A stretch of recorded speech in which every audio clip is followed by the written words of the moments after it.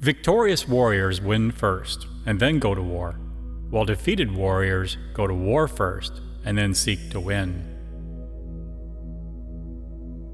Pretend inferiority and encourage his arrogance. There is no instance of a nation benefiting from prolonged warfare. The opportunity to secure ourselves against defeat lies in our own hands, but the opportunity of defeating the enemy is provided by the enemy himself.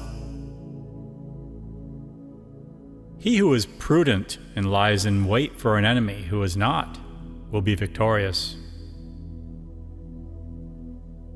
If ignorant both of your enemy and yourself, you are certain to be in peril.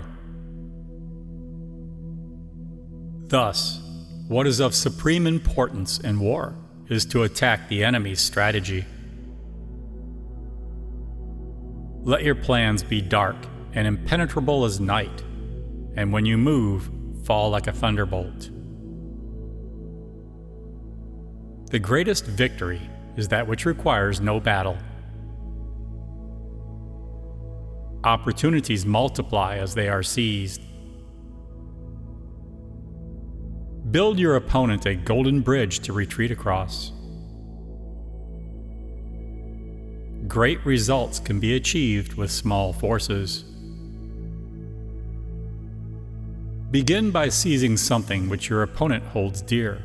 Then he will be amenable to your will. When the enemy is relaxed, make them toil. When full, starve them. When settled, make them move.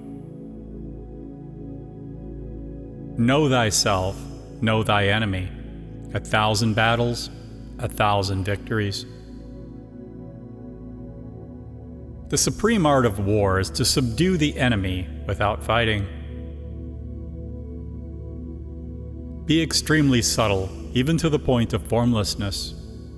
Be extremely mysterious, even to the point of soundlessness. Thereby you can be the director of the opponent's fate. Invincibility lies in the defense, the possibility of victory in the attack. All men can see these victories whereby I conquer, but what none can see is the strategy out of which victories evolved. If your opponent is of choleric temper, irritate him. Regard your soldiers as your children, and they will follow you into the deepest valleys.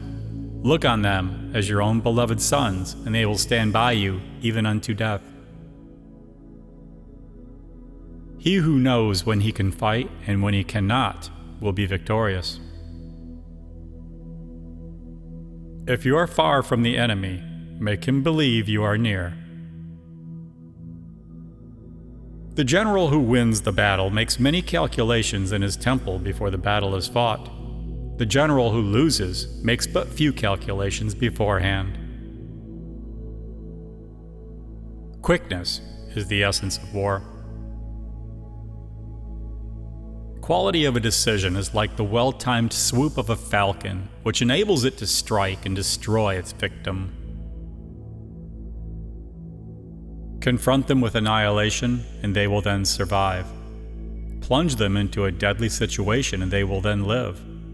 When people fall into danger, they are then able to strive for victory. Balk the enemy's power. Force him to reveal himself. Secret operations are essential in war. Upon them, the enemy relies to make its every move. There has never been a protracted war from which a country has benefited. He will win whose army is animated by the same spirit throughout all its ranks. Victory usually goes to the army who has better trained officers and men. Prohibit the taking of omens and do away with superstitious doubts. Then, until death itself comes, no calamity need be feared. When envoys are sent with compliments in their mouths, it is a sign that the enemy wishes for a truce. The enlightened ruler is heedful, and the good general full of caution. In the practical art of war, the best thing of all is to take the enemy's country whole and intact. To shatter and destroy it is not so good. Hence, that general is skillful in attack whose opponent does not know what to defend, and he is skillful in defense whose opponent does not know what to attack. For them to perceive the advantage of defeating the enemy, they must also have their rewards.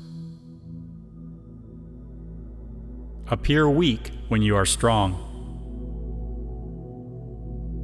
To know your enemy, you must become your enemy. Even the finest sword plunged into salt water will eventually rust.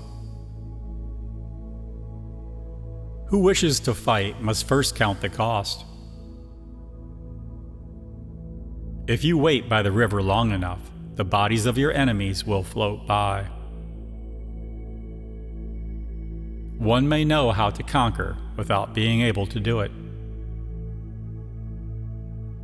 What the ancients called a clever fighter is one who not only wins, but excels in winning with ease. Convince your enemy that he will gain very little by attacking you. This will diminish his enthusiasm. The whole secret lies in confusing the enemy so that he cannot fathom our real intent. The wise warrior avoids the battle. He will win who, prepared himself, waits to take the enemy unprepared. Move not unless you see an advantage. Use not your troops unless there is something to be gained. Fight not unless the position is critical. He who does not know the evils of war cannot appreciate its benefits. Rewards for good service should not be deferred a single day.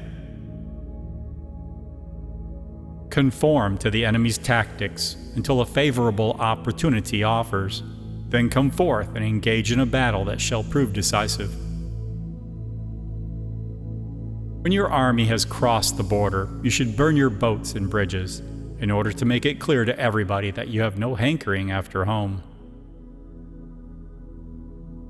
Do not swallow the bait offered by the enemy. Do not interfere with an army that is returning home.